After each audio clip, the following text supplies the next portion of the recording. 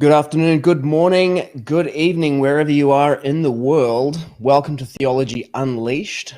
I am your host and the moderator for this debate, Josh Wolf, and my camera is not working right now, which is why you're seeing the OBS virtual cam. So just give me one moment to fix that. Today we have Varaha Prabhu from Africa and T-Jump from America, the United States, joining us. They'll be with us in 1 second. They're just in the waiting room while I just get my camera together. Let's have a look here. Let me try restarting this and see what this does. The magic of modern technology. Amazing when it works and a real PITA when it doesn't. See if we can get this to go. Camera.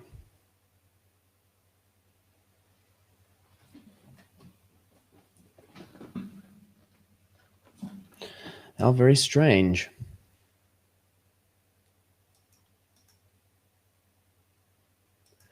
Well, you know what? Maybe you don't need to see me. I'm not that important anyway. The main thing here are our two guests for our debate today, which is on the topic of, does God exist? So let me bring them into the stream. See if we can do this. Good evening, Varaha Prabhu. Good evening, Hare Krishna. Hare Krishna, live from Togo in the continent of Africa, the cradle of human civilization. Welcome. Thank you. I'm happy to be here. Yeah, sorry that you can't see me at the moment. There seems to be some problem with my...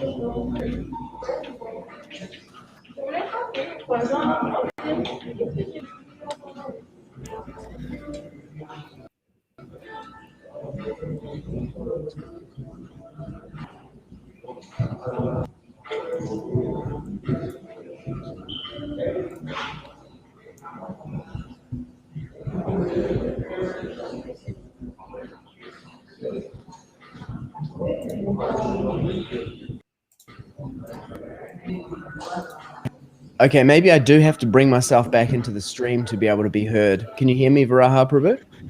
I'm hearing you perfectly. You're hearing me. Okay, great. And T-Jump, are you there? Yeah, I can hear you. Oh, fantastic. Okay, well, what an amazing picture this is. I can see Varaha Prabhu there in Togo. I can see a GoPro webcam kind of preview for myself and a nice Theology Unleashed logo and a black screen for you, T-Jump.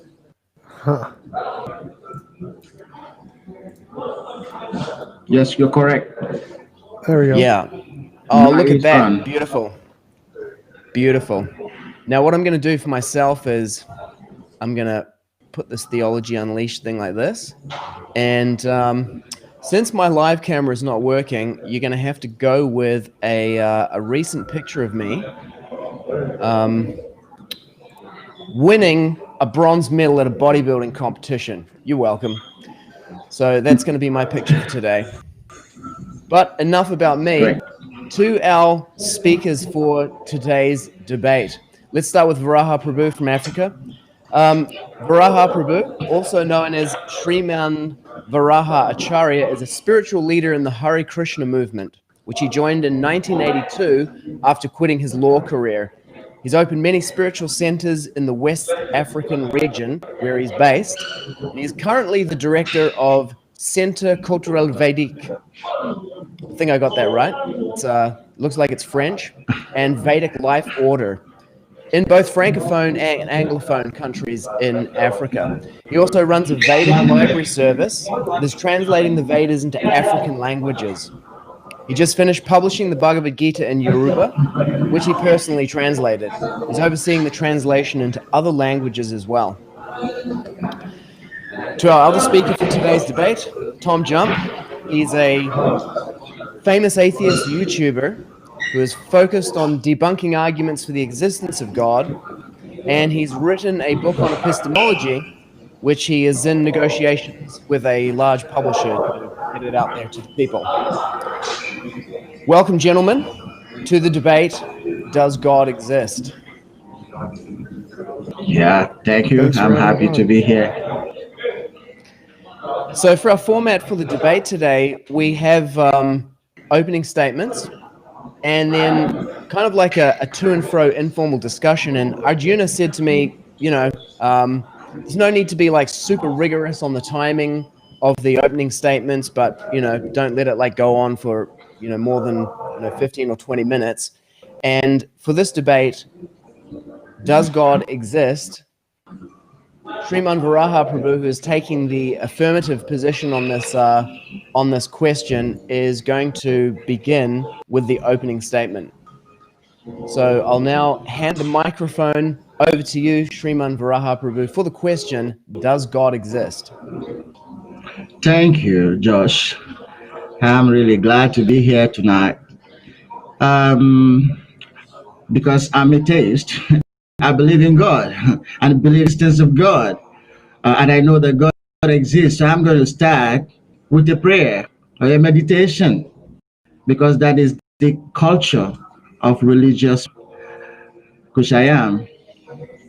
So permit me to do a little meditation before we start, or before I start my explanations. I was born in the darkest region of ignorance, and my spiritual master, His Divine Grace, Sripad Bhakti Swami Krishnapad, opened my eyes with a touch of knowledge. I therefore offer my respectful obeisances unto Him. Mukam karuti vachalam pangum langayate girim nirpata daham bande se guru dinotarinam. I offer my respectful obeisances unto my spiritual master. His mercy turns the dumb into an eloquent speaker and enables the lame to cross mountains. Satuma Sadgamaya Tamasuma Jyoti Gamaya Amritam Gamaya Shanti Shanti Shanti. O Lord, keep me not in the phenomenal world of unreality, but make me go towards the reality of eternal self. Lead me, O Lord, from darkness to light, and from mortality into immortality of self-realization. May peace be profound. Hare Krishna. That is my first meditation, and I like to do another meditation on God Himself, respect to God. Oh my Lord, oh all personality of Godhead, I offer my respectful obeisances unto you. I meditate upon Lord Sri Krishna because He is the absolute truth and the primeval cause of all causes of the creation, sustenance, and destruction of the manifested universes. He is directly and indirectly conscious of manifestations, and He is independent because there is no other cause beyond Him. It is He only who first imparted the Vedic knowledge unto the art of Brahmaji, the original living being. By Him, the great sages and demigods are placed into illusion, as one is bewildered by the illusory representations of water seen in fire or land seen on water. Only because of Him do the material universes temporarily manifested by the chance of the three modes of nature appear to be factual, although they are unreal. I therefore meditate on him, Lord Sri Krishna, who is eternally exist in the transcendental abode, which is forever free from the illusory representation of the material world. I meditate on him, for it is the absolute truth. So I finish my meditation, recognizing the existence of God and offering him my prostrated, humble respects. Now to start, we learned from authorities that those who are seer truth have concluded that of the non-existent there is no endurance, and of the eternal there is no cessation. They have concluded this by studying the nature of both. The word existent and non-existent refer only to spirit and matter. That is the version of all seers of the truth. This is the beginning of the instruction to human beings who are bewildered by the influence of ignorance. One can understand the nature of God by thorough study of oneself. The difference between oneself and God being understood as the relationship between the part and the whole.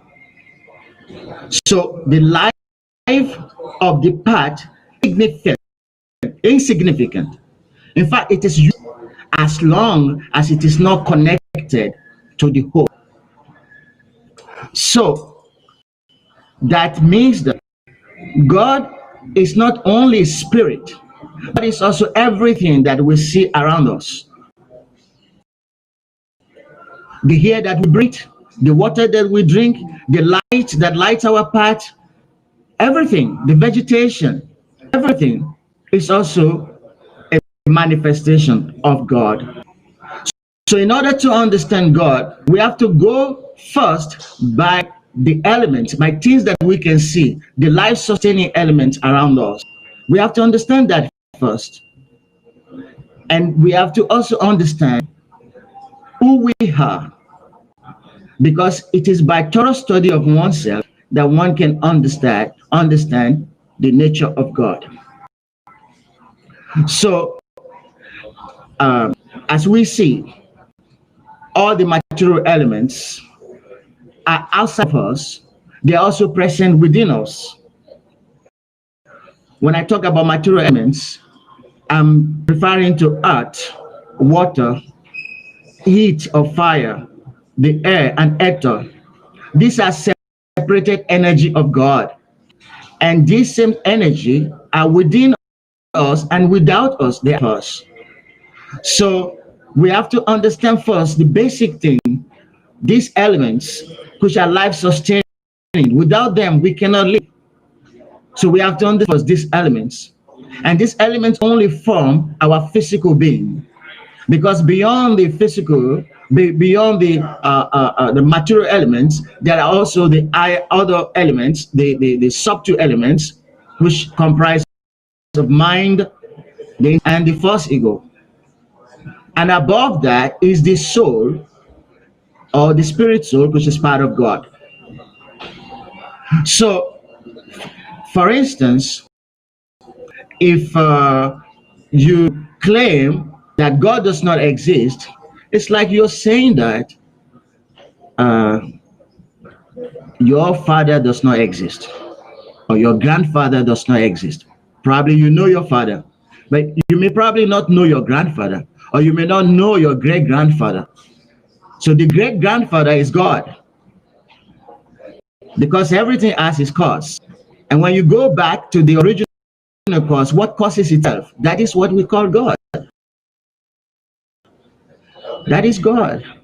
So anyway, stop here, and then let my friend Tom respond, and then we can take on from there. Epic. Thank you, Varaha. I'm here. I got my camera to work in the interim. Now, Varaha Prabhu, could I ask you please to mute your microphone in this next segment here, because we are picking up some background noise from the environment there in Togo. Okay. If you could do that, that would be great, just so that we can get like a pristine sound. Awesome. Okay, great. So that was just over 7 minutes there for Varaha Prabhu's opening statement, well inside the allocated time. I did. We're still hearing the sound from your microphone. Is there any way I can mute it in Restream? Now, I could take you out of the stream. No, here we go. I can mute it. I've done it. There we go. I'd like to keep you in there so we can see your responses to T-Jump's statements. It was great watching him while you were speaking, and people really enjoy that. So, T-Jump, over to you for your opening statement. Yeah, so the question, does God exist? It's a question of any kind of epistemological question. It's how do we tell if this claim is real or imaginary? If it's just imaginary, like many things, then there's no reason to believe it's true about the world. You have lots of different things that we can imagine are the case that are not true about the world, like fairies, leprechauns, magic, miracles, mythical creatures, all kinds of things. Klingons, Star Trek, Star Wars, we imagine lots of things. And so when we're asking if God is real, if it's part of the real world, then we're trying to determine if it's one of the imaginary things or one of the real things. And so to do that, you need some kind of a methodology to show, is God one of the real things or one of the imaginary things? To do that, you need some general methodology that can differentiate between real and imaginary. And the way we do that is science. Science gives us a way to differentiate between the two. It's novel, testable predictions. So for example, if I see a cup fall over and I want to say the cup, there could be infinitely new things that could have knocked over the cup. Maybe it was the wind or a squirrel or a bird or aliens or God or leprechauns, whatever. And so in order to say which one actually did knock over the cup, you need to say, if my theory is true, like if I said it was knocked over by a squirrel, then I need to say, if my theory is true, we will be able to look around the cup and see squirrel droppings. And if we can look around the cup and see squirrel droppings, then we know that my theory is true. It was the one that explained the data the best because it made novel, testable predictions. And all the other ones were imaginary. The same thing applies to a God. So when you say, what created the universe, what created everything, that could be just nature, just a part of nature, just energy and matter and motion, no God, no consciousness, no intentionality, no personhood, just energy, just nature and nothing more. And just like the scientists kind of a God, a naturalistic universe and nothing more. And so if you want to say that there is actually a God there, like Hare Krishna or Jesus or Muhammad or whoever, you need to show that your hypothesis is real and not one of the imaginary ones. In order to do that, you need novel, testable predictions. All of the evidence we have right now just indicates the natural universe and nothing more. Everything can be explained just as matter and energy and motion. There is no soul. There is no spirit. There is no magic outside of the universe. There's no God. There's no intentionality. It's all just made up in human heads. And the only thing that really exists is nature, just energy and matter and nothing more. And everything that we envision as a God is just something made up in our heads. That's what the evidence indicates. So unless you have some way to differentiate imagination from reality to show that your kind of a God exists, it's reasonable to conclude that your God is imaginary. And I will conclude there. Okay, very brief and to the point opening statement there. Thank you, T-Jump. So now, we don't have really a structure for this. So it's just really an opportunity for each of you to respond to each other's points and, make any further points that you wanted to do. So I'm going to bring your microphone back online, Varaha Prabhu, to respond to T-Jump's opening statement and any questions you might have for him. And I've unmuted you at this end. You're on. Okay. It's nice to hear Tom speaking about nature being the cause of the universe. And he also wants us to show that our hypothesis is not imaginary. Okay, first and foremost, when you say that nature is the cause of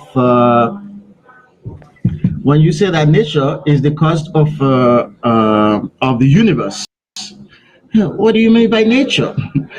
I've just explained that the material elements, are actually the separated energy of God. That is, and then of course, when you talk about nature, nature is subjective. Nature is feminine. It belongs to somebody. You say my nature, your nature. So nature is not independent.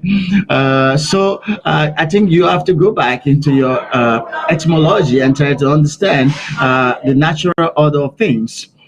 So when you're talking about nature, you have to understand that nature is not independent. Nature never stands alone. It's always, it belongs to somebody. It's subjective. Okay. Now another point is whether it's real, what our definition of God or what we say about God is real or it is imaginary, because we imagine many things.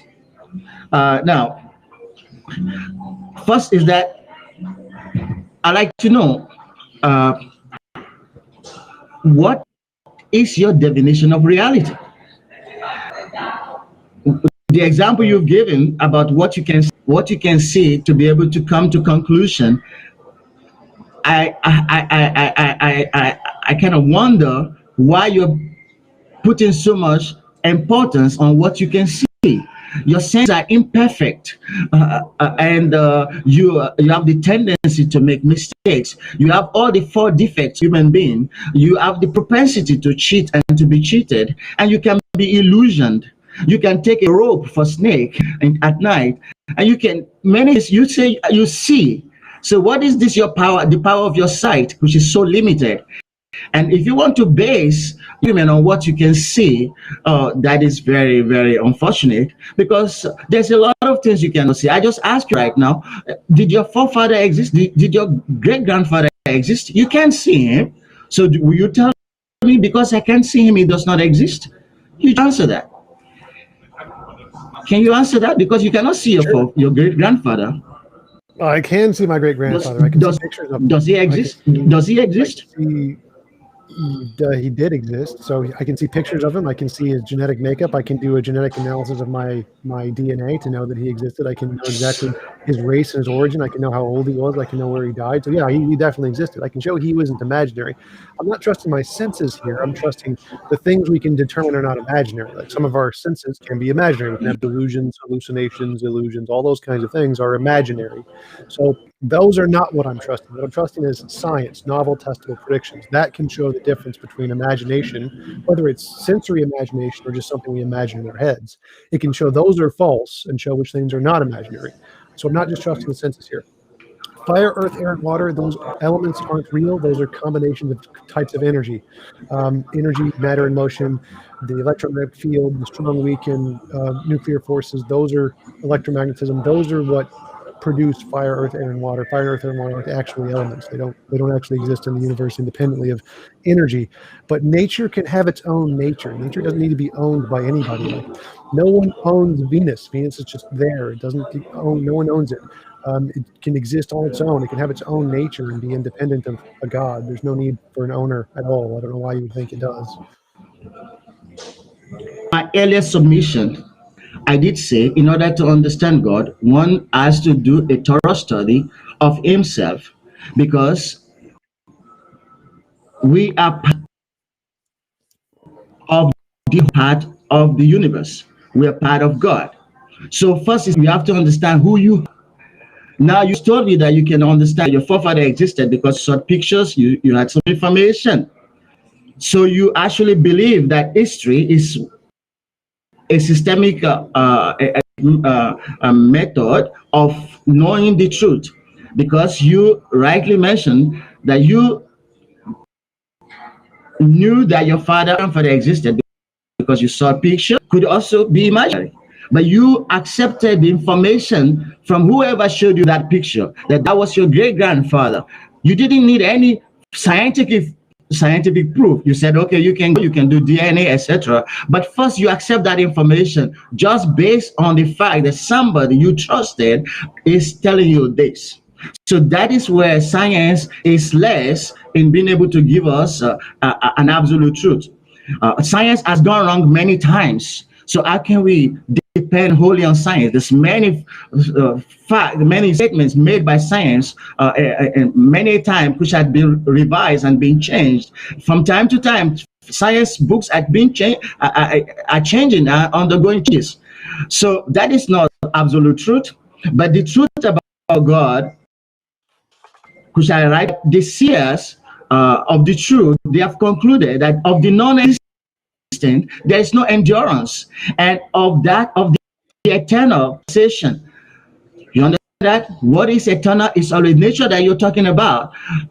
We have evidence here, and going through seasonal changes from time immemorial.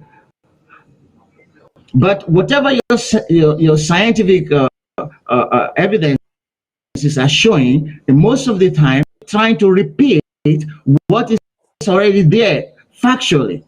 First, understand that your method of finding out the truth is actually defective, because science is most of the time based on a priori or a posteriori, which is inference and deduction.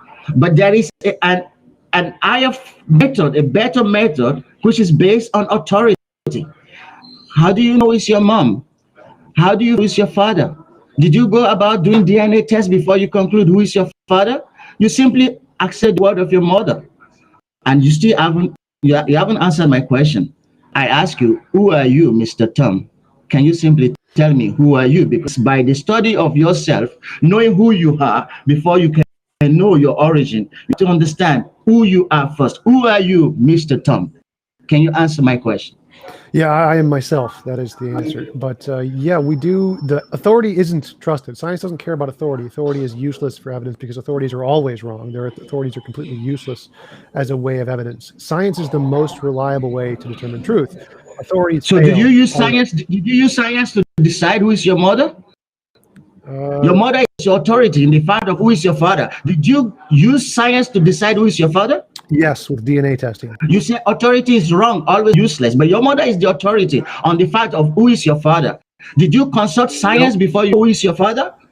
Yes, science is right. My mother is wrong. If science says my father is somebody else, science is right. My mother's opinion doesn't matter. So science is the one who gets to tell me who my father is. That's interesting. But how many people go by this your science? How many people go by? Let's go back. Let's go back. Okay, you said that you're yourself. So please, I'm seeing your body here. A grown-up man, American body. Which better way would you describe yourself? I would like to know. American, a man, a scholar. I am thoughts. I am consciousness. I exist. I think, therefore I am. That's how I would describe myself. It's interesting that you say your consciousness, because originally I thought you were trying to deny consciousness. But if you even know consciousness, I thought I heard you saying that. But it's good. I'm happy that you say your consciousness. So if you are conscious, then you have to try to understand, where does that consciousness come from? Because when we're talking about consciousness, can I just explain a little bit? When we're talking about consciousness, you have consciousness, you have subconscious, and you have super consciousness. Do you agree to this? I agree. There is subconsciousness, there is conscious, and there is unconscious. Those are all parts of the brain. There is super consciousness. I don't know what super consciousness is. Super consciousness is an aggregate of extrasensory perception. When we go beyond our senses to perceive what certain reality which are not visible, that's super consciousness. We're talking about intuition here. We're talking about certain faculties which men have had experiences which show us that there is another consciousness beyond what we can see. So that is what is called super consciousness. I hope you agree to that. No, in science that's called subconscious. That's just the lower parts of your brain you don't have conscious access to. There's nothing super about it. It's just, again, part of your brain. So intuition does not exist? Intuition is a subconscious process of the brain. So it's like just less conscious than your normal consciousness. It's not super anything. Well, if it is not super, how come that historians and philosophers have given so much credence to the fact that this intuition has helped many a time to resolve many difficult puzzles? That couldn't be sub. It could only be super and supra. So, and only that. Now, just hold on. Because these are semantics, but it takes an average person to understand that whatever you cannot figure out in your conscious level, that it is a super consciousness that takes you to that, not subconsciousness. Subconsciousness is when you are down asleep or you are not even functioning properly. Okay, now another question. Let's Varaha Prabhu, let's just complete this point here and give Tom the opportunity to respond to this idea of super consciousness that you've introduced here. Let's clarify this one point. So well, I could just pick up right there. So he mentioned that intuition is something that we use to solve big problems. Like, no, intuition fails in every way to solve any real problems. That's why we never use it in science. We say intuition is a good way to come up with ideas, but it fails completely to actually solve any problems. We need to test things independently of our intuitions to show they're actually real, because our intuitions get things wrong always. Like every single fallacy, biasy, intuition that indicates these things are false. We know there's thousands of problems with intuitions, and we know they fail like all the time. So we have to filter those out to leave what's true, not use them.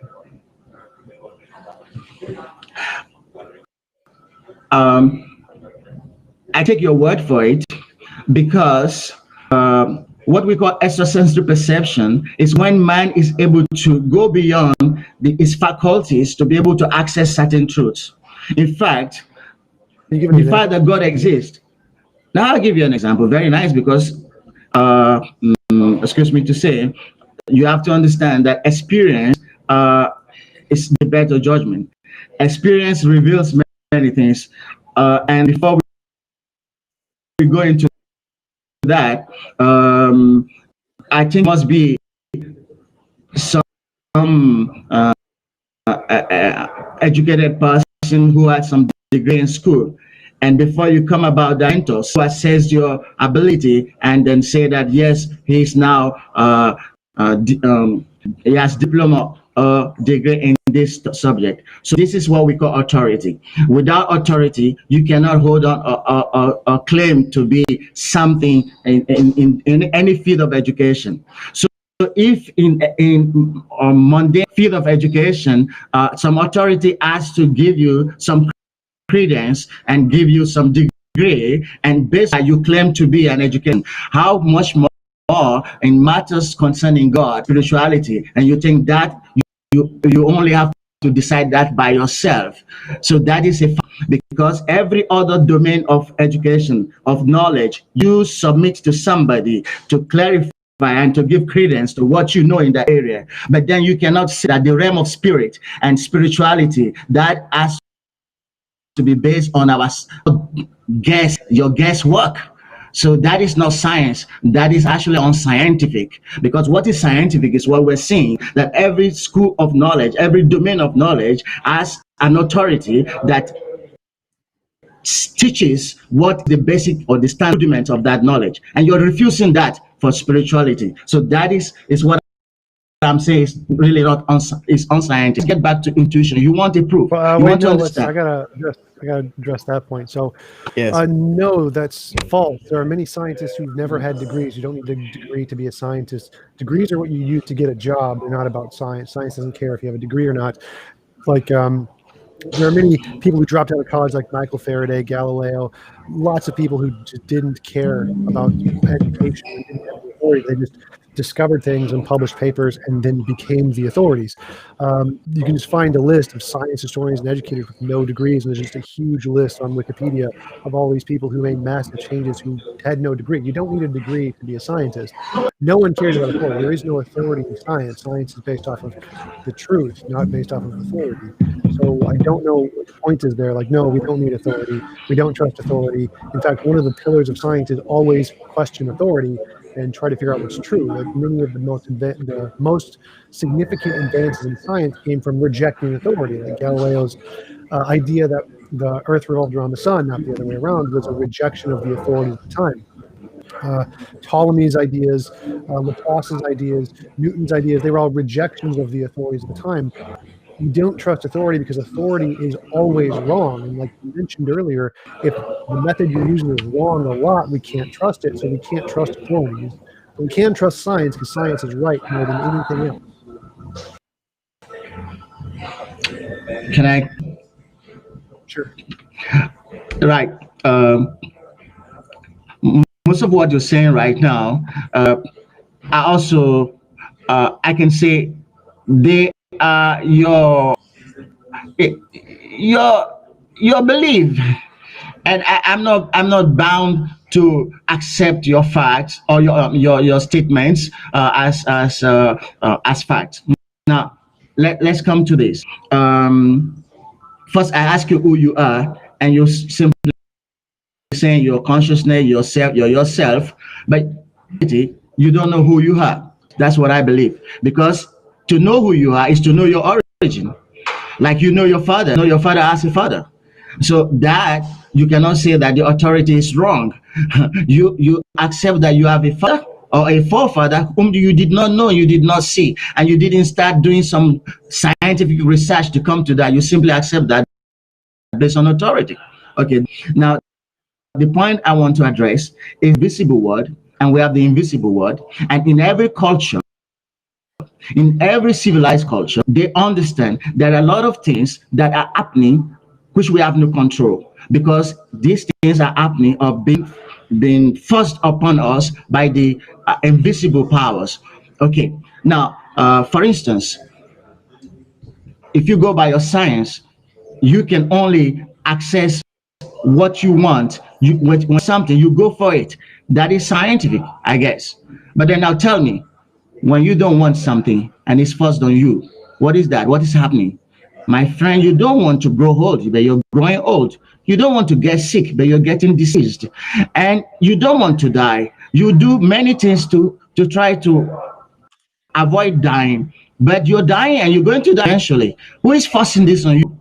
So that is also what that how do you describe that? So the fact that you have things that you have no control over, that means that there are some supernatural forces beyond us. And from time immemorial, in every culture, people who are culturally illiterate, they learn to give reference and worship to these supernatural forces. That's what I told you. Don't even try to understand God, because you're far away from God. You're too tiny. You cannot understand God. Your brain is so small. All your scientific jargons cannot even come closer to understand what is the absolute truth. You're very much, and all the atheists put together, they're very much far away from that truth. You cannot. But at least try to understand what you can see. The Bible says, All right, let me let me finish. Let me finish this. The Bible says a fool conclude that there is no God because he cannot see from the created things the creator. I give you an example. You see a portrait. When you see a portrait of a very nice, beautiful flower, and then what is your next reaction? You start, oh, this is a nice piece of work. The artist must be very talented. Start glorifying in that portrait. Okay. But that portrait of flower is nothing but the original flower in nature, which you are refusing, and you are denying that he has a creator. So is there any sense in that? You're ready to buy a portrait of which is just a copy of what is in nature, and you're ready to pay millions of dollars for just an ordinary portrait. But the original thing, you're denying that there is no creator, there's no designer. Where is the logic? Where is the science in this? Answer me. Yeah, so a few things is you don't need to know your origin to know who you are. That's completely contradictory. Like, who you are is determined by your conscious states in the present, not who you originated from the past. Like, your past is irrelevant to who you are now. Old age is a result of, again, something we know from science. It's a result of nature, age, disease, and sickness. There are lots of things that we don't have control over. Those are not supernatural things. Those are natural things. Like gravity is something we don't have control over. It affects us, but it isn't supernatural. You don't need a supernatural thing if we just don't have control over it. You've got the natural things you don't have control over, like sickness, disease, and age, which are all things that science has discovered and is trying to treat. You asked about the fine-tuning argument. Like, there is no fine-tuning in a flower. There is fine-tuning in a painting, because we've seen people paint them. So we know people make paintings because we can see them make them. We've never seen anyone make a flower. We've seen flowers come about by purely natural processes. We can just watch the plants grow from seeds, which come from nutrients in the ground and are given nutrients from the sun. No supernatural designer there. It's just from biology in the ground. We literally watch it happen. And we know the origin of life is pretty much from RNA and DNA forming on clay through natural processes called abiogenesis. No designer there. It's just natural processes. So we know those don't have a designer because we can watch them happen in the world without a designer. We know paintings don't happen without a designer because they don't happen in the world without a designer. You need a designer for them. But life happens all the time, no designer. So not a problem with there. I don't know why you think that would be unreasonable, since we literally see them happening with a no designer. We see flowers grow with no designer all the time. I just want to let you know, Varaha Prabhu, I just muted your mic during that section because when you're not speaking, there's quite a lot of background noise that's coming through. So I don't know if you can mute it at your end when T-Jump is speaking, just so that the background noise doesn't come in. All right. And you're back on. Right. You're still trusting so much on what you can see. We can see that flower grows naturally. What can you see? Do you know the process by which the seed turns to a flower? And you say there's no design. Don't you see many different type of flowers? And they're colored, differently. How can you say there's no design? What do you call that? What an artist draws, that is a design. But what God does is not a design. Is that your logic? There isn't a God. It's just nature. So we can see flowers grow because of natural selection. We can see the different colors form because of the different kinds of chemicals that get bonded inside of the flower due to natural selection. And where do those chemicals come from? Where do those chemicals come from? Nature. And this nature is what we call God. What causes itself? That's the understanding you don't have. That which you call that what you call nature is just aspect of God. I told you earlier on that spirit and matter is what is existent and what is not existent. But both of them are in God. From God come. So what you call nature, you're just refusing to acknowledge the authority of God. And that is like being deviant, but that is not being scientific.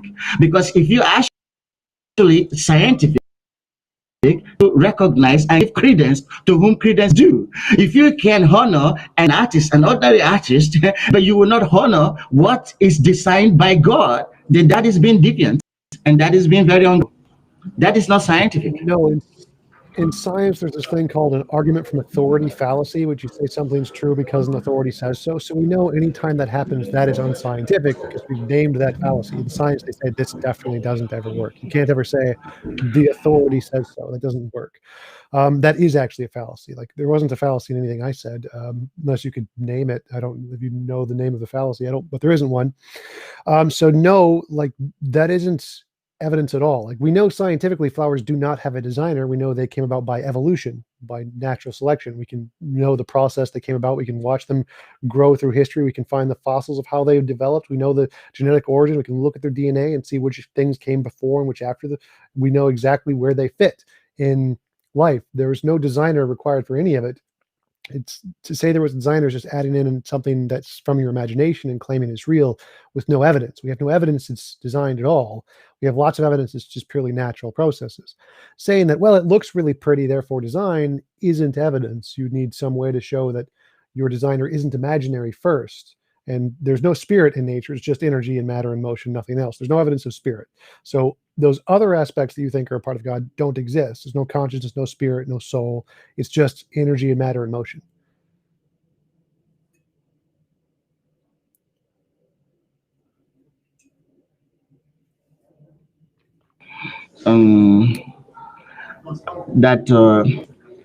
It's very difficult to wake up somebody who is pretending to be asleep. So if you really don't want to wake up and you want to remain with your set beliefs, no problem. But now let's get one point clear. I asked earlier on about experience forming part of our judgment or our understanding of truth. And I also ask you, I wanted to know what you consider reality. For instance, reality. Obey certain what you can see, what occupies space and time, and so on. That is your reality. Do you agree with me? Or you have any other of reality beyond what I've just said before I continue? Yeah, reality is what exists. It doesn't need to occupy space and time. There's definitely things in physics that don't occupy space and time. Space and time are emergent properties of other things that exist prior to space and time, and they're all part of reality. Reality is just the things that exist that are real and non-imaginary. That's what reality is. All right. Even then, I take your definition. I want to ask you if death is real, because we don't see. Death or debt? Yeah, death, dying, death, Yeah. Okay. dying, death. Is that real? Yes.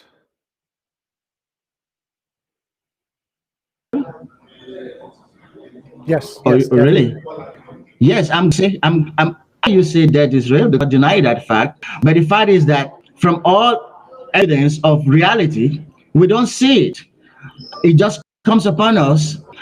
You understand? So you're only accepting it by experience from others, and you know that others die. You haven't died yet, and you don't want to die, but you're telling me, and you're accepting that death is real. And if you accept that death is real, also accepting God, because in the Vedas, Krishna said that death I am. So if for those who do not accept God as a sentient being, they have to accept death. So if you accept death, that's in one way accepting God also, because you can philosophize as much as you want, and you can deny the reality of God existing as much as you want, but you cannot deny death. You're going to die anytime from now. You're dying every day, and that reality you cannot deny. So accepting death is also accepting God, because that is something you cannot deny. No, death is just like a rock or a tree. Like they're things that exist in the world. You don't need a God for those things. Death is just the cessation of metabolism in a system to cause it to cease to be able to reproduce cells. Like it's not magical at all. It's just a purely natural process. Saying death is God is like saying that rock or that camera is a God. Clearly not. It's just a part of the material world. There's no need for a God to explain death. It's just a thing that exists in the world. I already said everything that exists is actually part of God. I've already told you. So even if you say that rock is God or that tree is God, I accept it, because everything in nature actually represents the manifest aspect of God. If you accept death, you're actually accepting God without knowing that you're accepting God, because that's a reality not denied. And that is, Krishna says in the Bhagavad Gita, the time I am, destroyer. So with time, in the course of time, all your philosophy will be useless, because when death comes, then you seek what shelter? You cannot seek any shelter. And of course, since you do not believe in God, this living experience, so you do not even know what awaits you after death. But it's interesting to know that we have had so many cases of reincarnation, had so many stories of reincarnation, which even not only stories of reincarnation. In the us, we have seen cases of near-death experiences of people who are able to come out of the body and see what is happening and report that after coming back into their normal sense. The other time, I wanted to give you an experience of intuition, which are also part of the experiences of the supranormal experiences that we have that help us to understand our being something else other than this physical body. I have had so many experiences of intuition many times. So I can give you from my own personal experience. I'd like to know, how do you explain that? One day, are you hearing me? One day, Yeah. I was in my office, and I was just taking a nap. Somebody came into my office. I only saw him when he was going out. I woke up at the point when he was stepping out, and I asked him, I simply requested him that I would come back and we can chat. And he said, no, because I saw you sleeping. I I will come back later. You can take your rest. It was about stepping out of the gate. And my mind was telling me, don't let him go. Don't let him go. I don't know for what reason. I have to obey my mind. And I said, please, if you don't want to see me, I'd like to see you. And of course, he followed me back into the office. Now, listen very carefully what happened. As he entered into the office, I locked the office door. I bolted it with key. I removed the key. I put it in my pocket. And my first instinct was to go into my drawers and open and see if nothing is missing. But when I opened the drawers, all the money there is gone.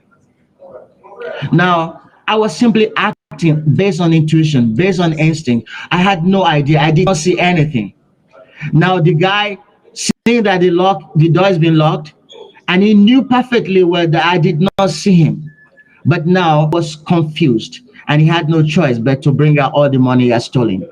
Now, this is intuition, perfectly based on the spiritual awakening of the senses, of the higher faculties. You cannot in any way explain that by science.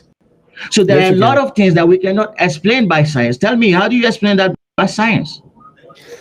That's really easy, actually. It's just called induction. Like people steal stuff, and if they come into your room and they came to talk to you, presumably, and they say they don't actually want to talk, it's very suspicious. If they do something suspicious, you can then check to see if your wallet's been stolen.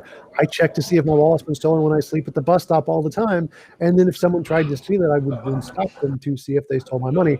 None of that is magical or unscientific. That's just induction. Like we see these patterns in human beings all the time. So if you suspect someone of being suspicious, you stop them, and that's what cops do. It's just literally what cops do their entire job. None about that is suspicious. You mentioned reincarnation. As far as I know, reincarnation, near-death experiences, none of those have ever been scientifically confirmed. It's just imaginary. Like no one's ever shown this is actually true. It's just stories people have made up or imagined, like dreams. So there's no evidence those are real other than just something people made up in their head. So if you could actually show that those happened to a scientific community, that would be great evidence, but those have never been shown to be real. Death is real, but has nothing to do with God. Like I agree that there are lots of things in reality, like this chair. This is a real chair. The fact that I believe this chair does not mean I believe in God, just because you think God is everything. Like because there's lots of things that I don't believe in. Like I don't think God is conscious. There is no consciousness. There is no spirit. There is no soul. That part that you believe God exists does not exist. It's just imaginary, something in our head. So just because I believe this chair exists does not mean I believe God exists. And so just I believe death exists does not mean I believe God exists for the same reason. So you can continue. You amaze me because you say many things which are actually astonishing. You said you don't believe in consciousness. May I ask you, the words that are forming your mouth, do you have any scientific explanation how words are being formed and languages are being formed? Can you explain that by science? Yes. So I believe in my consciousness. I believe in your consciousness. I believe in Josh's consciousness. Talking about the words that are in your mouth. Do you know how they're formed? Yes, through the larynx, through the sound of the air, through compression of the air. It causes vibrations. The vibrations then translate into our eardrums. The eardrums create sound. That's how they are produced through science. And that's how they produce different languages? Different languages are produced by different people's imagination. There are lots of made-up languages like Klingon, Elvish, Dwarvish. Languages are just things made up by people to make associations. There's nothing special about it. You can make computer languages, Visual C++, Java, Linux. Languages are just a visual representation of some kind of a symbol that represents something else, and that's it. Languages are just imaginary. So I can see that you're very expert at making a simplistic explain everything, but that does not really answer the question. What's supposed to make you feel awe and reverence? What's supposed to make you to marvel about God's existence? You reduce them to simplistic explanation. That does not change the fact that actually most things which are beyond our explanation, most things that are beyond our control, these things are the real living God. Because we have many things. So yeah, sure. So I'm glad. There's many things we can't explain, but the fact that we can't explain it isn't evidence of a God. So, for example, in science, like we can't explain dark matter and dark energy. Those are things in the universe we can't explain. But the fact that we can't explain it isn't evidence of a God, because it could just be explained by something later that's purely natural that we just didn't discover yet. So anything we don't know, maybe it's God, or maybe it's just a natural thing that isn't God. The fact that we don't know something isn't evidence of a God. But yes, many people believe because they think something we don't know is evidence of a God. It's called an argument from ignorance, or a God of the gaps fallacy, where you say, we can't explain this, therefore God. That's literally a God of the gaps fallacy. You have a name for it, God of the gap fallacy. But taste call this faith in God. And even in your scientific jargons, a lot of things are also based on faith. You also have faith before you, like you rightly mentioned, there are things you cannot explain, but they're part of sciences. So why do you accuse the taste believing when you also have dark matter, etc., which your science cannot explain? So this is faith. So faith are evidences of what we cannot see, but we can understand. Like the Bible says, Wait, I don't. A fool concludes that there's no God because he cannot see from the created things the hand of God. You have to be able to see through. We don't see air, but we see air blowing when it affects objects. But you cannot see through the created things. We can see the hand of God. So you don't say that you don't believe because you cannot explain it, but that is not the evidence that God exists. That is just your way of reducing everything into simplistic explanation. But you have to be serious to understand the subject of God is not meant for everybody to understand. That's why I'm asking you before. Let me finish. That's why I'm saying that before you have any degree at school, before you have any qualification at school, there is a teacher, professor who says that you are qualified. So when it comes to spiritual matter also, you have to understand that there are things that you have to submit to spiritual teachers, because they also have the standard of existing. So if for instance, you want to see God, I see God every day. I see God every day. I interact with God every day. But if I show God to you, you cannot see because you don't have the eyes. You have to start from the rudiments. You have to be able to go through my procedure. You have to submit to me to be my student. Then you can see what I can see. But if you're refusing and you're rebelling, so how can you be a good student? You have to be a good student first to accept my rules of how to see God. All what you're saying as scientific jargons, which have not to even prove anything beyond what is already there. What is already there. That's let's give T Jump the reply to that. Welcome to Togo, Africa. T Jump, over to you. Yeah, so you specifically said there are many things we don't know, and that's why we believe in God. That's not my words. That's your words, and that's the definition of a God of the gaps fallacy. So we know that doesn't work. That is not a good way to form beliefs, because we know that kind of forming beliefs, like you said earlier, if it fails a lot, then we can't trust it. So we know that kind of thinking fails a lot. In fact, it always fails. So we can't trust it. You mentioned that I have to submit to you to be a student. This is what science does, is that we have the teachers write papers. They say, if you follow this steps, and you can get this result. So they're the teachers, they give you a paper, and then you become the student, you read the paper and reproduce the results. So if you think you have some kind of a method to show God exists, you could publish it in a scientific paper, and the scientists can then repeat your steps to get the same results, to show that what you're saying is true, or they could show it's false by saying you can't get the same results. So what science does is they want to be your student. They want to say, if you have a method that you can show your beliefs are true and not imaginary, then you need to publish it in the paper, and we will be your student. We will follow those steps step by step to show you, to test to see if that is correct or not correct. And that's how science shows things are true.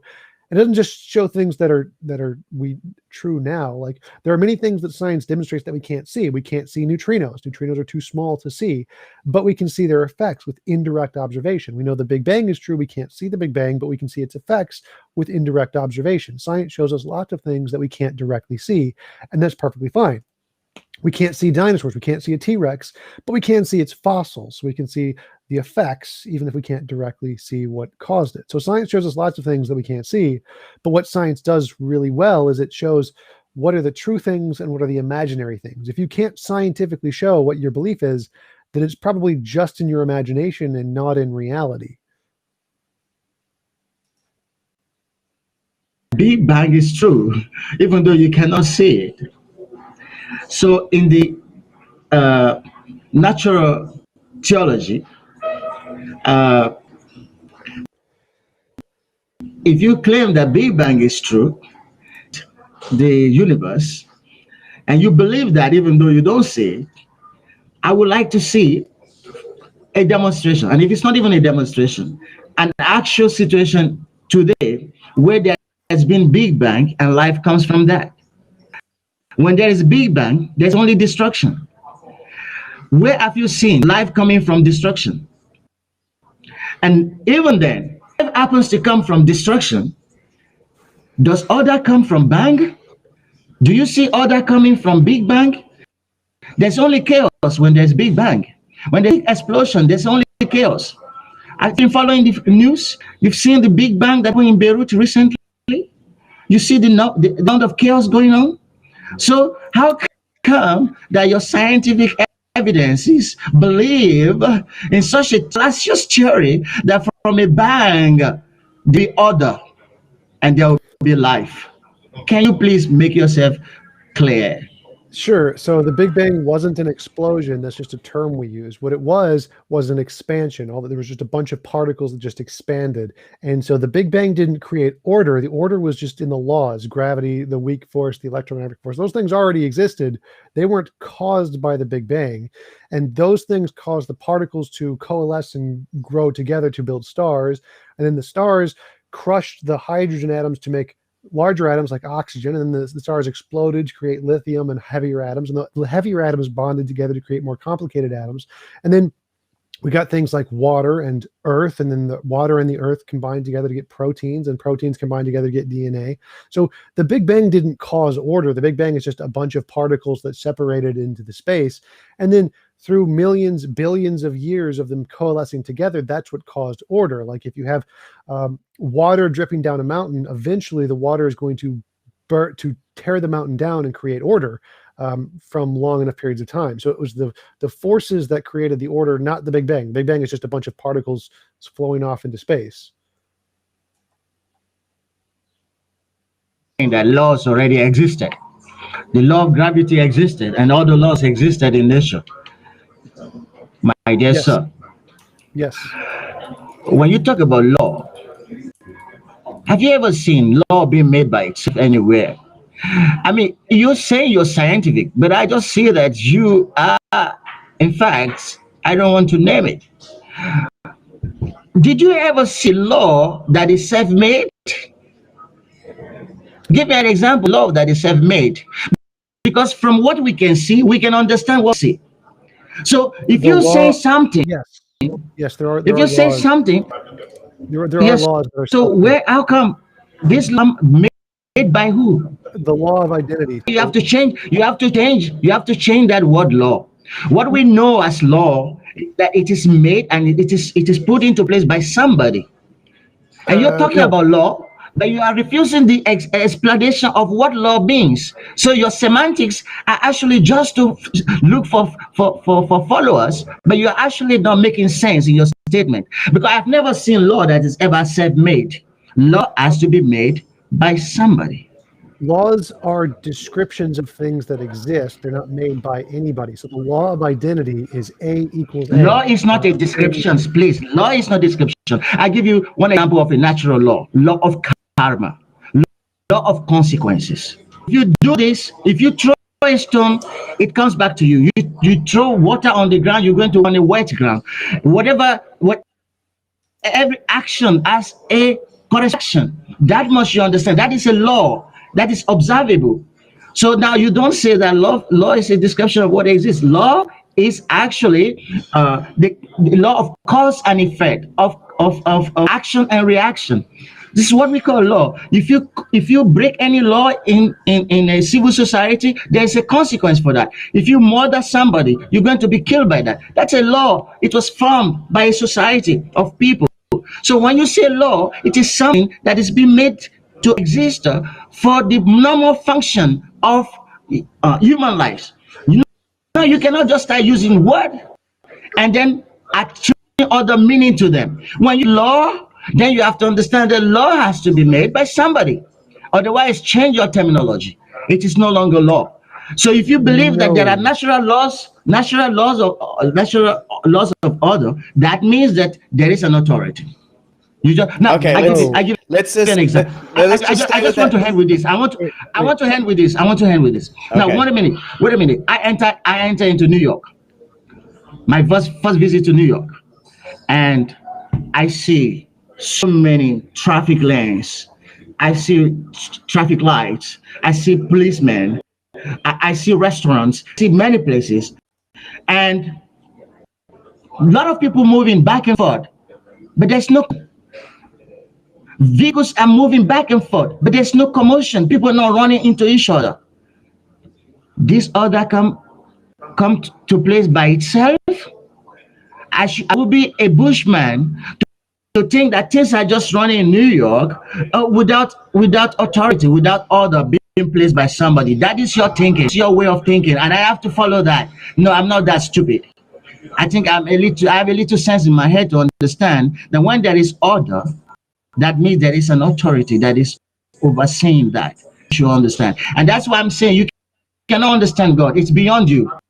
You have to first understand what are the created things made by God. Then only you can understanding God. But where you are now, you're very far from that. Okay, let's go to T-Jump to talk about law and the the etymology, the definition here. It sounds like there might be a conflation of a couple of different things. T-Jump, what have you got to say about that? I just went to the Stanford Encyclopedia, typed in scientific law definition, pressed enter, scientific laws or laws of science or statements based on repeatable experiments or observations that describe or predict a range of natural phenomena.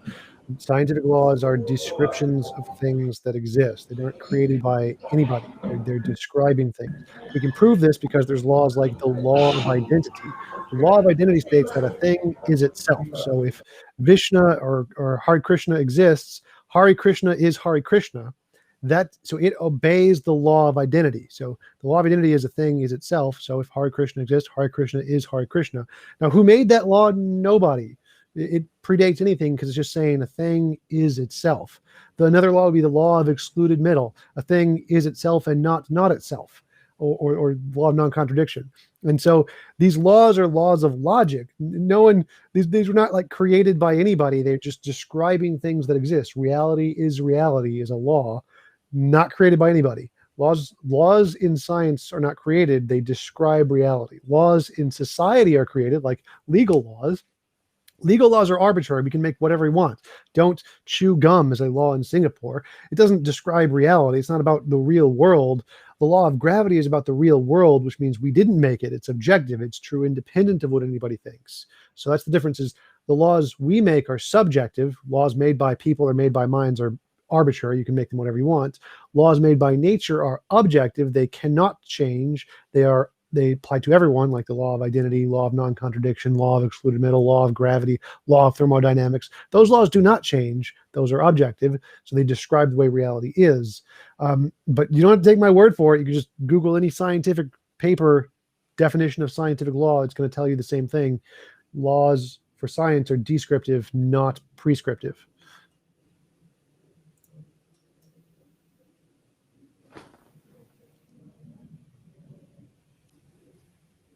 We're not hearing you just yet, Varaha Prabhu.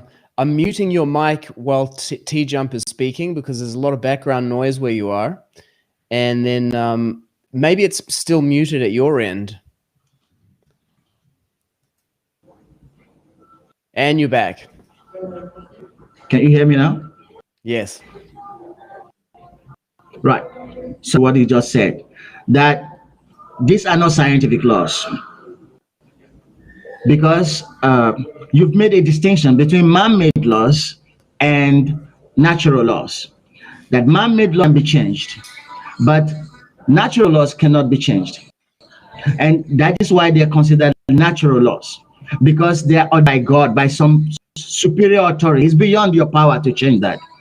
The man-made laws based on needs and whatever. You can go into the parliament and change it and make a new law. But then just to recognize that there's some superior authority that you cannot tamper with is decision. That is why there are laws of cause and effect, law of karma. Whatever bad thing you do, you're going to reap that. Whatever you sow, you're going to reap that. This is natural law. This is law of karma. Now, I don't know how morally astute you are, but what gives you your moral conduct? On what basis do you know what is right and what is wrong? What determines what is good and what is evil for you? When you do not believe that you have consciousness, or even if you believe that there is consciousness, if you say there is consciousness and you are not conscious of what is right and what is wrong, or what is evil or what is good, how do you become conscious of that? So when you understand that, for instance, even in the city, in the society, human society, we respect laws because we know that it's put, so we respect them. So the same thing applies to natural, some superior authority that put these natural laws there. You cannot taunt them, you cannot circumvent them. If you do anything that is against the law of nature, you're bound to reap that. So you have to understand that. No, again, the law of identity. The law of identity is a law in logic. It says a thing is itself. So for someone to put that law into place, it would have to not be itself and then put the law into place and be itself, which is a problem. So how could Hare Krishna not be itself and then put the law in place to make it itself? It doesn't make any sense. So, I mean, I'm a moral realist, so I believe in objective morality like most philosophers who are mostly atheists. You don't need a God for objective morality. Morality is just a feature of nature, like a law of nature, like gravity, so you can know it perfectly well without a God. But again, we know laws are not put into place because the thing that put them into place must have already been obeyed by laws. So to put laws into place, you have to already be subject to other laws, so it leads to an infinite regress. Therefore, the laws themselves have to predate anything else, like the law of identity. A thing is itself. So if God exists, the God is itself before it existed. Therefore, it can't have created the law. The law has to predate the God.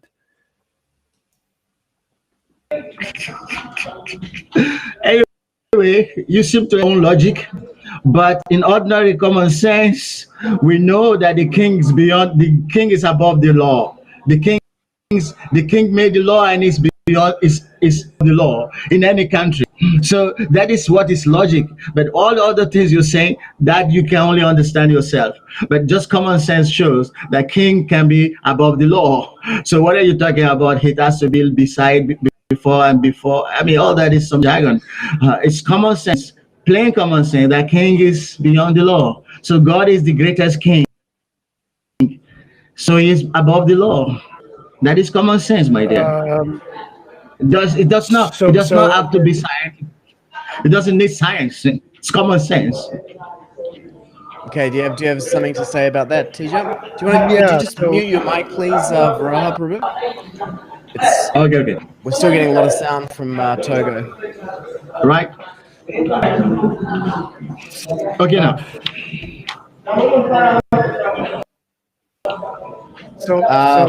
We're still hearing it. I think there's a button on the screen that you can click. Yeah, if you have a keyboard, you can just press the M button. Okay, you can press the M button on the keyboard. That'll mute the mic.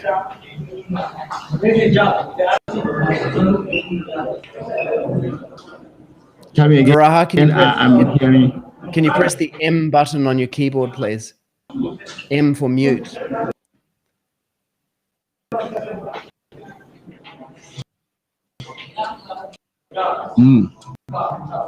Yep, M for Are the keyboards in Togo in English? M. Right. Yeah. Yeah, it is. Right. Okay, I'm gonna mute it at this end. The problem with muting it at this end is it takes a couple of seconds for it to hit the stream. Boom. T-jump. All right. So again, law of identity. The law of identity says a thing is itself. That's one of the laws of science. And so if it was created by a god, I did it again. But if the law of identity was created by a god, that means it had to not be a law first. So like if you have a king, and a king creates the law of being a king, well, he couldn't have been a king before the law. So you can say like the first king would have had to have created the law of kings to become a king. So he couldn't have been a king before he created the king law, right? So then we have the same kind of thing with the law of identity. A thing is itself, means God is God. If that law was created by God, then God couldn't be God before he created the law, because then it would only be true after it was created. So the law can't be created, because if it was created, then the thing that created it couldn't be itself. Does that make sense? I'm going to mute him. Okay. Bringing you back in. We're just waiting for the sound to hit the stream. I wonder if it's muted at your end now, Varaha.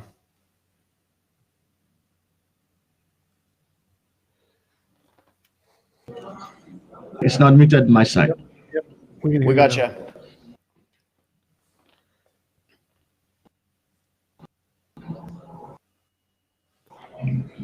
Are you hearing me? Yep, we can hear you. Can you hear us? Okay, fine. Yeah, sure.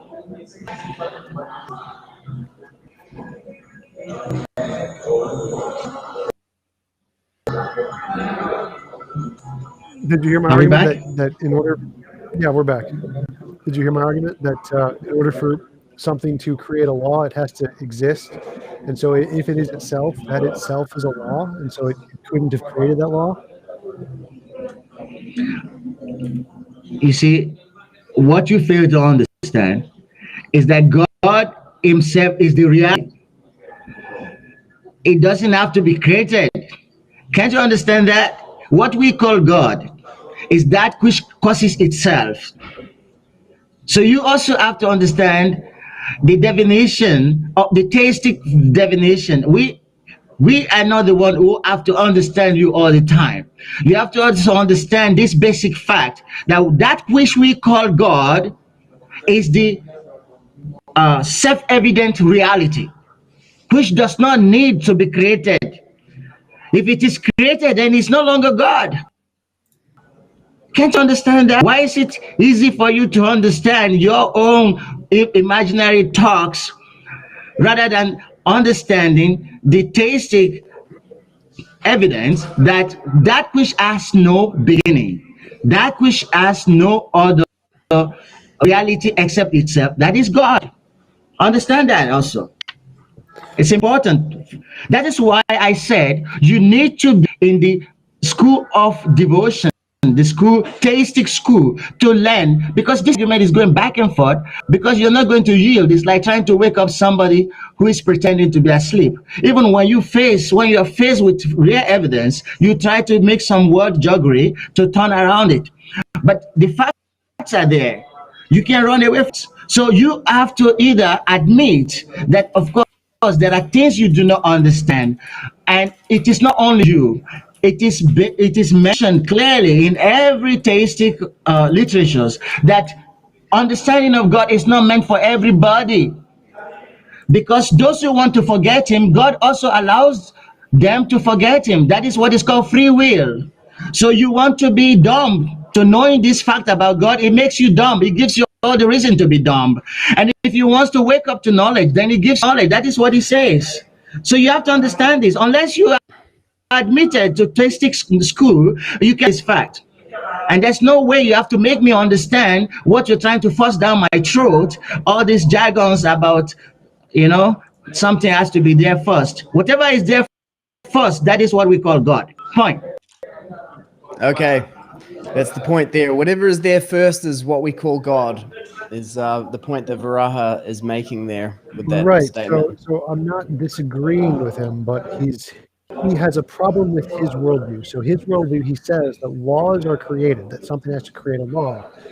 But there is a law called the law of identity. This is a law in science that a thing is itself. So this law, if it was created, it had to have been created by something. But if that something created it, then that something could not be itself before the law existed. That would be a problem, because then the law must have existed before the creator of the law. So if the law was created, the thing who created it couldn't be itself before it created the law. That's a problem. So again, it's the law of identity is a law. And if what he's saying is true, that all laws had a creator, then the creator couldn't exist, because one of the laws is the creator has to exist. That's a law. So if that law was created, then the creator doesn't exist, because it couldn't have existed before it created the law. What about the second point that he made? I got that there. That might have been more like an analogy. The second point he made was that those laws are less like a created law and more like a necessary kind of aspect of reality. All right. So I agree the laws predate anything. The laws describe the way things are. So no one created the laws. That's the point, is that the laws were not created. They describe reality. So if I'm fine with that, that's the same with my worldview. But if he's claiming that laws are created, then that's a problem, because this law kind of has to predate anything. It can't have been created. It's a necessary law. Things are themselves a necessary law. So it couldn't be created, because then that would cause a problem, because the creator, whoever created it, couldn't exist. It couldn't be itself. Okay, let me unmute Varaha's mic for the...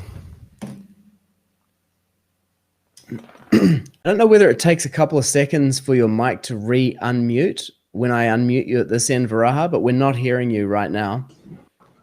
And now we can hear you. Okay, so you're talking about laws which have to be there or which are not created. I think, or it's not even thinking, it's a fact that whatever we are doing here on earth, whatever a man is doing, whatever we're doing in human society, that is a replica of higher truth. That is a replica. I mean, what we call the invisible world is this material world is like a reflection of that world. So there's nothing we're doing here which is actually original. It's a reflection of other realities. Okay, your science is still saying that only earth is habited, but the spiritual science have made us known that all the planets are habited, even up to the sun. They are in. So your science still way back in finding out truth. So now I'm trying to let you know that whatever we're doing here is a reflection of other realities. So we make laws, and when we make laws, people know there is an authority behind the law. Even though people know this, they still flaunt the laws. They still disobey the laws. And when the consequences come, that is when they become conscious that there is an authority.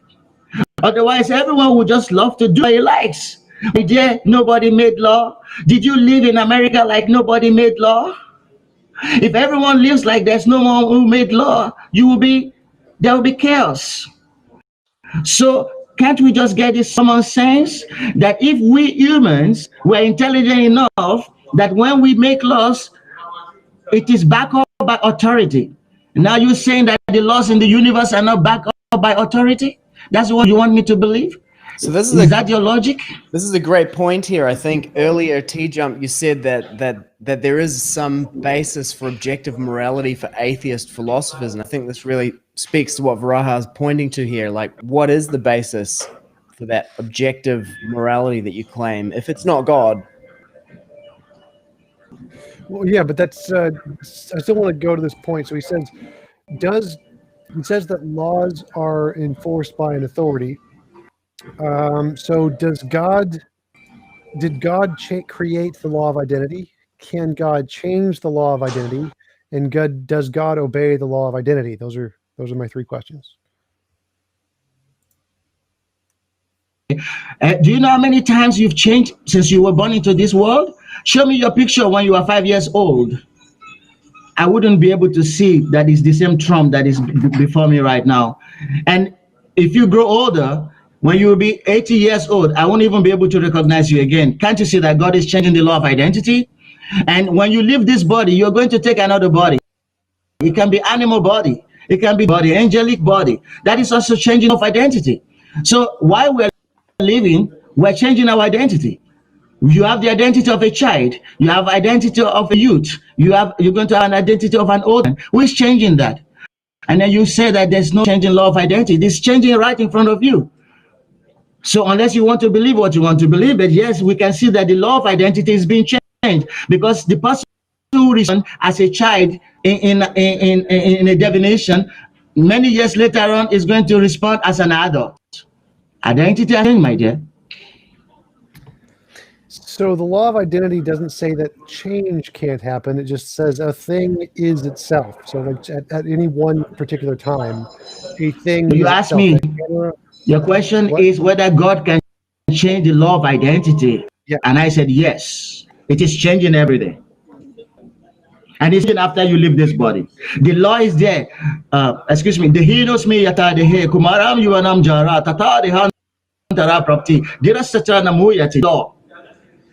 As embodied soul passes from in this body from boyhood to youth to old age, in the same way, when he leaves this body, he's going to take another body. So the wise, they're not disturbed by that change.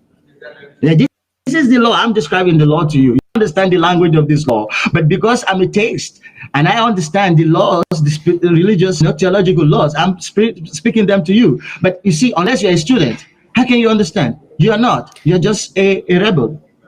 If I can jump in there, I can hear like a misimpedance match there. So the identity, the law of identity that T-Jump that you're talking about, when you apply it to this this idea from Bhagavad Gita that the body is constantly changing, but you remain the same person. You were once 5 years old, now you're however old you are. But you're still the same person. There's some part of you that remains you, and in which sense we say that it's the same person, even though all those details have changed, and it's that thing that hasn't changed that's the identity. And so the law of identity from logic, as you're pointing it out, is that a thing is itself. It's an interesting question that you ask about whether the law of identity can be changed, and I don't want to influence the direction of the debate too much, but perhaps Varaha, when you come back to speaking about this, it is something in Vaishnava philosophy which is simultaneous oneness and difference, identity and the change of identity. T-Jump, you look like you want to respond to what Varaha Prabhu was saying.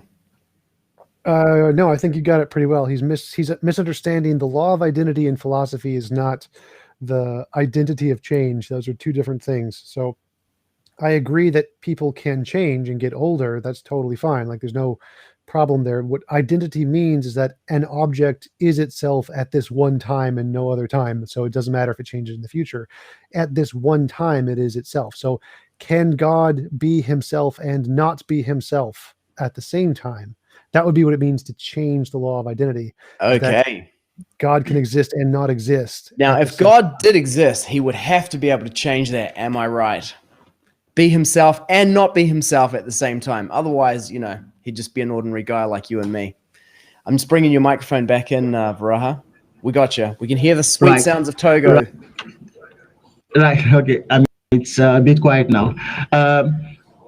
When you say that I miss the understanding, no. Because he asked him, who is he?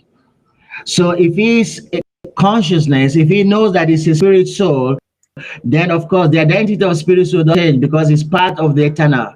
That never changes. The existence, there's no change. But he does not even understand who he is. He thinks that it's a combination of chemicals. And this combination of chemicals, at one point, everything will dissolve. So that is why I'm saying, what is his identity? If his identity is a combination of chemical, but we see that the combination of chemical is changing. That which does not change, he has no knowledge about that. That which does not change, he does not know it. He does not know that identity that you're talking about. Because if we're on that page, then we all know that that which does not change has an origin of what does not change, what is ever existing, eternal, undying. That is the one that never changes, and we are part of that. So he doesn't understand that. So how can I say that his law of identity is able? It is not a attainable idea. It is fallacious, because what is he? It's just a combination of chemicals is going through changes. So his identity does not remain the same. But if you understand the science of the soul, if you understand the science of the soul, and that the soul is eternal and is part of an eternal being, then we can talk on the same page of the identity which never changes.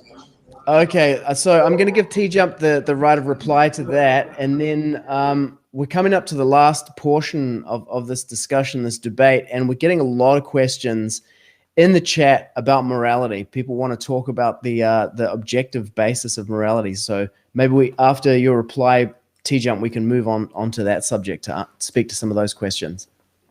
Yeah, so he said there's the thing that does not change. So if there's something that does not change, it's obeying a law. It's obeying the law that it cannot change.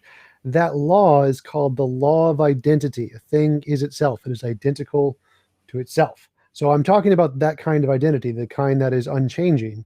So if there is a thing that cannot change, then there is a law that governs that thing, and that law is the law that stops it from changing. So that law has to exist before the thing to stop it from changing.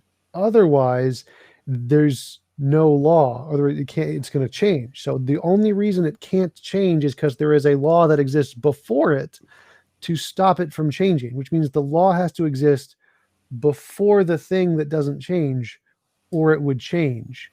So the problem here is that if you think a God exists who doesn't change, then the law of the unchanging has to exist before the God, because if the God created it, that's a change. And so it had to change. Okay. T-Jump's found his groove. He's banging on it. Okay, let's move on from this point here, right? Identity. We can agree to disagree on this one.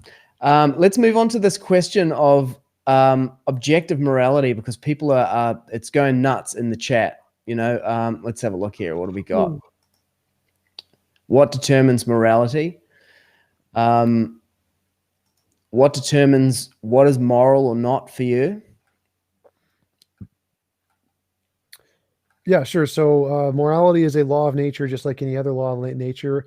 Morality is a higher order emergent property, kind of like fitness. Fitness is the fact that animals can survive in more environments than others. So fitness is an objective property of reality that's true, independent of our opinion. Morality is the same kind of a thing, but instead of fitness, which describes how organisms can survive in environments, morality describes the comparison of how agents interact in an environment. So it's an objective property of the world. It's kind of like a law, like gravity. It exists objectively, like any natural law does. No problem. Okay. Let me bring Varaha back in. I didn't actually quite get that argument myself, but maybe I'm just slow. Well, I mean, you accept gravity as objective, right? Yeah. So morality is like gravity. It's a law of nature. I've never seen a formula or a scientific paper about that. People are saying something about the Euthyphro Dilemma. Yeah, the youth. Were you trying to say something? Varaha, were you saying something? Yes, sure. I know what I'm on. You're on. Fine. Does anyone fear the law of gravity? Yes. Some of these laws do you fear it? There's no fear. You can fall down, and you just simply fall down. There's no fear. You're not being obsessed with fears. But moral laws, I mean, if I'm sitting and in your wallet, there are so many watts of thousands of dollars, and what stops me from taking that money? All the Benjamins. What? Is law of gravity? Is that law? Law of gravity, you can't stop it. Anything goes up, comes down. But my instinct not to take your money is that what is the gravity there? I can choose to take it, and I can choose not to take it. But it has to be some sense of morality based on certain fear of consequences of what I'm going to do, what I'm doing. But if you know that there's no authority that is enforcing laws, then how can anyone respect any law? There will be chaos. Please come on, explain better. Laura Smith and Wesson. Yeah, pretty much. So, yeah, morality is true independent of an authority. So something it's wrong to kill someone regardless of whether or not there's an authority. So you don't need an authority for it to be wrong. Like if you have two universes, one with a god and one without a god, and someone kills someone else in both universes, it's wrong in both universes. So moral and immoral is true independent of an authority. It doesn't matter if there's an authority there. Something is good or evil regardless of the authority, and regardless of whether or not you are punished, and regardless of whether or not you feel fear. None of those matter to morality. Morality is a measure of whether or not it's an imposition on someone's will without their consent. It doesn't matter if it's good, if it gives you something, like you can kill someone and take their money, that would still be immoral. You can kill someone without a god, that would still be immoral. It doesn't make a difference. Authorities make no difference. What you feel makes no difference. Morality and immorality are true independent of feelings or authority. No, independent of authority. Oh, it's gone muted.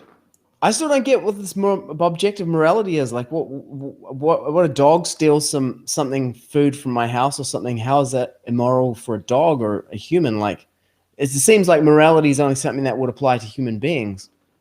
It depends on your model of morality. So no, my model of morality applies to all conscious things. So it would apply to anything like animals, conscious agents, psychopaths, whatever, aliens, all conscious things, not just animals. Any involuntary imposition of will would be immoral.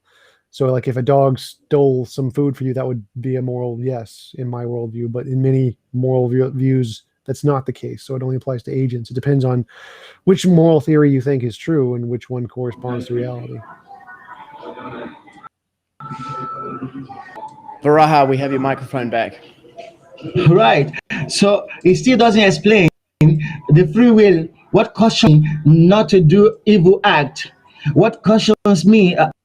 In fact, let's leave morality aside. Let him explain to us what is order. What brings order? What puts people in check? Why people are not simply going berserk and doing what they like? It thinks that morality does not to do with authority. Can you explain what is order? What's order in place? Let him give us an explanation.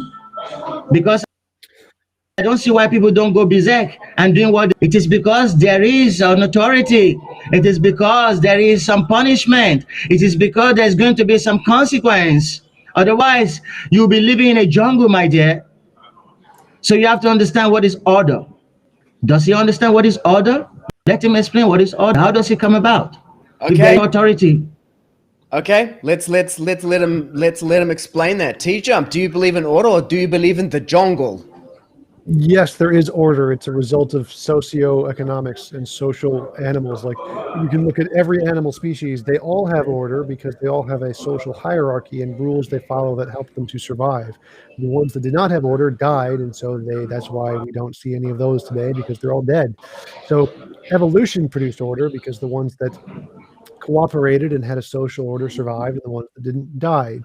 That's why we have order. It has nothing to do with an objective morality. You don't need objective morality to cause people to feel things. People feel things because of evolution. Regardless of what we feel, objective morality is true. Like if we didn't feel gravity, it would still be there. The fact that we feel something doesn't matter to whether or not there is an objective truth. Those two are independent things. And what's this Euthyphro thing that people are talking about? The Euthyphro Dilemma is a dilemma from Socrates when he was about to be executed, and Euthyphro came and had a conversation with him, and he asked, what is piety? Well, how can we tell what is essentially moral and immoral? What is morality? And Euthyphro said, well, it's based on the gods. The gods give us morality, kind of like what your position is. And Socrates said, well, that doesn't work, because is something moral because God said it's moral? Or did God say it was moral because it's moral based off of an independent standard? So if it's only true because God said it's moral, then it's arbitrary and there is no such thing as morality. It's just made up. But if God said it's true because it's moral based on a different independent standard, then you don't need God. You can just measure morality based off of the independent standard. Therefore, it's impossible to have morality based on a God. It only works if there is an independent standard other than God that you can measure against to determine morality. That's the Euthyphro Dilemma.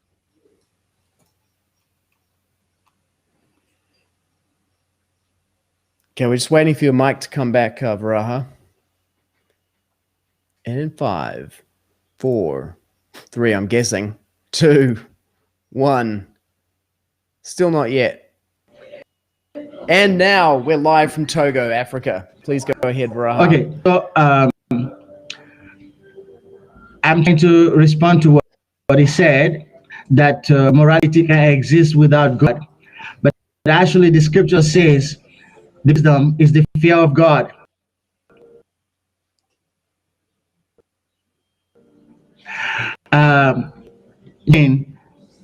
Being experiences pain, you know that if you do me something, you cause me harm, you hurt me, I'm going to feel pain, but still you go ahead to do it anyway. So how can people be moral independent of authority? You know that if you steal, you're going to be punished. You go ahead and steal anyway. So how can morality be independent of authority? You say many, but we don't see these things in reality. We don't see this in everyday life. So if somebody can be moral without an authority or without the fear of authority, then there should be no need for prison. There should be no need for police station. How come there's so much money being spent on security? Well, everyone could be moral. In fact, I was going to ask Tom, if the majority of the world are atheists and only very few people are God conscious, what kind of world do you think we're going to have? A better one. Like most, if we look at... You're enjoying the world way just because there is fear of God and there is some authorities in place. Your world where there will be no authority, your world morality depends on, it's independent of authority, it's going to be chaos. Definitely. Okay, let's let T-Jump respond to that. Would you like to live in a godless world, T-Jump, you atheist? Yeah, we can actually look at other societies that don't have a God. We can see there are many countries that are mostly non-religious, that don't have any religion at all, that have mostly atheists, and they're the best countries in the world. Norway, Sweden, Denmark, Germany, like they all have better healthcare, better security, less crime, less violence, more healthy people, longer life expectancies, longer marriages, happier lives. Literally everything about their society is better when you don't have a God. Japan is another one. Japan has essentially non-religious, they're technically Buddhist in a lot of cases, but really not really religious. Most non-religious societies are better, with a few exceptions like China, and Russia is actually mostly Christian, so that would be mostly religious. But most non-religious societies are the best societies in the world. So yeah, those are the ones we should probably live in.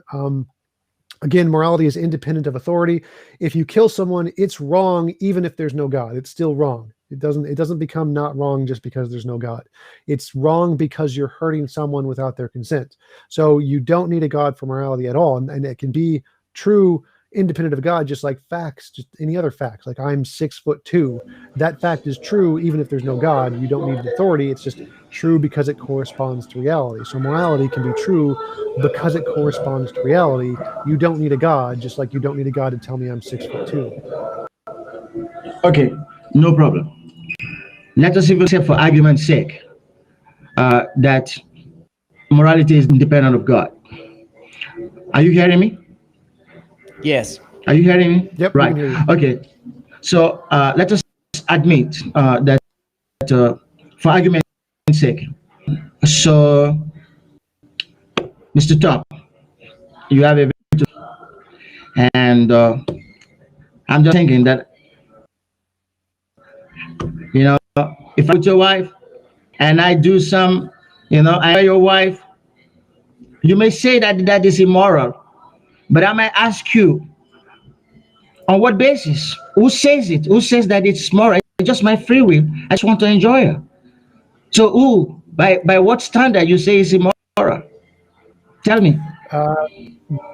Based off of the laws of consent. So if she does not consent, then it would be an involuntary imposition of will, and so it would break the law that is moral law. It's like the law of gravity. You break the law. And she consents. Bible or religious books call that adultery. But to you, I mean, it's just independent of God. So there's no adultery. I mean, I can do whatever I like with your wife. So if we agree to that kind of relationship, yeah, that's called polygamy. Polygamy is a thing. Polyamory is a thing. So if you agree to that kind of relationship, no, this is not polygamy. This is not polygamy. It's me going with your wife. I'm not marrying her. It's your legally married wife. That's called polyamory. So polyamory is having multiple sexual partners, and that is perfectly not immoral. So it's perfectly fine if you agree to it. If all the parties involved agree, it's not immoral. So do you see what I'm suggesting? When we live in a world that is godless, you can see how much, immorality will be there. Actually, we don't want that kind of world. We want where people can be, conscious of authorities and conscious of not trespassing their limits. You understand? The scripture says, "Isavasyam idam sarvam." Everyone has his own. That is the law of nature, and it's put there by God. So, Isavasyam principle is that everyone has his own quota, and he should not encroach on others. That is law of God. And civil societies have also adopted that law. It's based on an authority. When there was anyone can encroach on another person's property. But society that you're talking about, they have, yes, but based on certain civilized principles. Because a civilized human being or civilized society is based on religious principles. The more people are backward and savage, that shows how much do not have principles in their life. So I would say, of course, Western society have evolved, but they're actually mostly culturally illiterate. Because when you go into setups, you go society definitions, they respect wholeheartedly these Savasian principles, the fact that you should not encroach on another person's property, knowing fully to whom they belong. But in your godless atheist society, if one exists, a Savasian principle cannot exist. It will not function because it is a free-for-all world. There's no fear of anyone not encroaching. You're just rightly saying now polyandry could be all right, but I wish it is, and then you will understand what that means. But because laws exist, that you're living peacefully with you. Otherwise, so many will come in and take your wife out. You will not even say you want. You see, what you're advocating is a chaotic society, godless society, civilized, animalistic, barbaric. Civilization means polyamory is legal. Civilization begins when there is God at the center. Okay, again, drop the mic. Let's hand it over to T-Jump to respond to that. So again, the most advanced, peaceful civilizations in the world are the ones that have the least religion, like France, where polyamory is legal and accepted. So most societies, like the Western societies, it's not criminalized, it's perfectly legal. When you get to morally advanced societies, you start to realize consent is really what makes something moral or immoral, not religious doctrine. So we know that actually polyamory isn't immoral at all. It's perfectly fine if everyone consents to it in the relationship, which is why it's allowed in many Western countries that are the most morally advanced and the most peaceful and the least criminal, because it's consensual. Consensual things are perfectly fine. So it seems like your religious text is actually morally backward and hasn't caught up to the moral advancedness of the secular humanist movement, which is more moral than your more religious text is. Okay, interesting place to go to in this debate about does God exist, but you know, the fans are asking for it. They want to know about morality and the basis for it. So here we are. And look, we're in the last 10 minutes of the debate now. So why don't we just take this moment now for each of you to make a closing summary statement about this debate, all of the topics that we've touched on, and the topic, does God exist? And so who would like to go first? T-Jump, I've got your mic hot right now. Yeah, sure. So it was an interesting debate. Thanks for coming on. Thanks for inviting me. I appreciate Varaha for taking the time to have a conversation with me. It's probably pretty late where he is right now. So yeah, we talked about, does God exist? I don't think he provided really any evidence for it. Like, you need some way to differentiate imagination from reality. Science does that, but he seemed to focus more on intuition and personal experience, which we know are really, really unreliable methods. Science is a much more reliable method. Laws, we know, definitely are not created. Natural laws exist prior to anything else. That's why the law of identity is a thing. The Euthyphro Dilemma brought up by the people in the chat shows that a God can't be a basis of objective morality. It's logically impossible, which is why most philosophers are not religious, but still accept objective morality. We don't accept God as a solution to objective morality in philosophy or ethics. So the more plausible solutions are things like moral naturalism. You can just go to the Stanford Encyclopedia of Philosophy if you want to know more about the grounds of naturalistic morality, which is the consensus of the experts in philosophy right now, mostly atheists, mostly moral realists. And yeah, thanks again for having me on. Appreciate Varaha for taking the time to have a conversation, and I'll pass it over to him. Awesome. Okay, I'm bringing your mic back on, Varaha. Let's just give it a second to warm up the internets from Togo, Africa. The internet cafe there.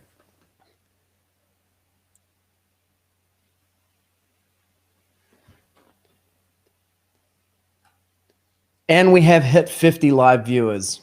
The viewers were saying, hey, it's 49, make it 50, and we hit 50.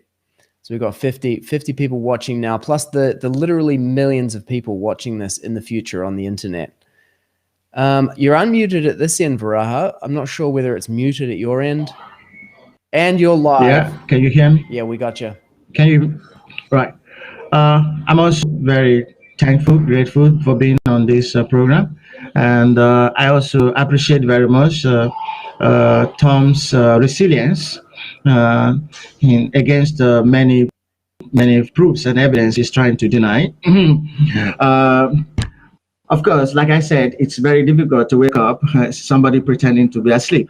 There are cumulative evidence, just like you go to court case and it's beyond every reasonable doubt you are guilty. So beyond every reasonable doubt, God exists. That's why we exist. We do not exist on our own. We exist by the grace of God.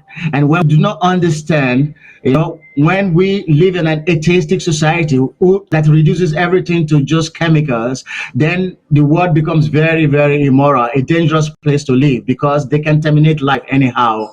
They can just do away with life. There's no respect for life. There's no respect for decency in situation whereby God is not considered.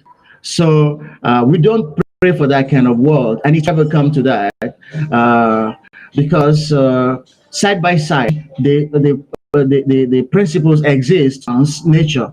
God allows, yes, free will for people to believe what they want, but at the same time it gives us enough evidence of his existence, of his presence. He sent us prophets. He makes himself available as avatar incarnations, and then through many other revelations in the past, people have come to understand and know that God exists.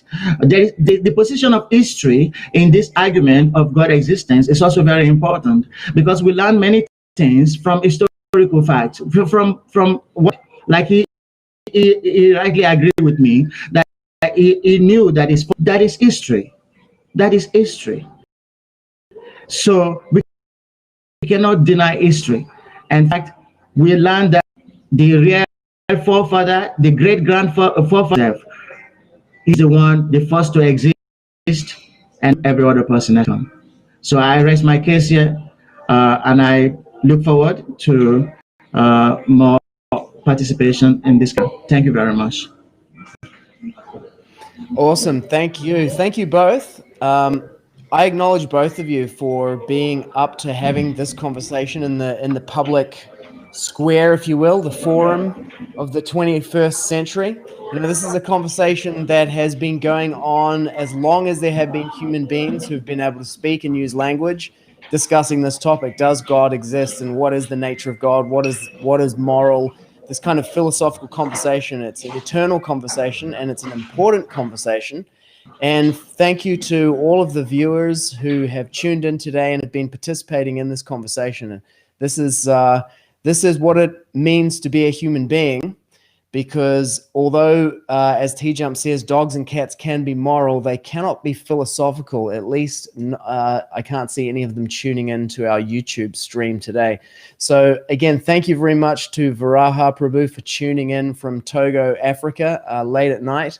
And to T-Jump for tuning in from the somewhere mid-east coast, I think, of the United States of America in your Sunday afternoon. And is it Chicago, Illinois, where you are, T-Jump? Oh, you seem to be muted for some reason. Yep, I muted myself there. I live in Minneapolis, Minnesota. Chicago is just the time zone.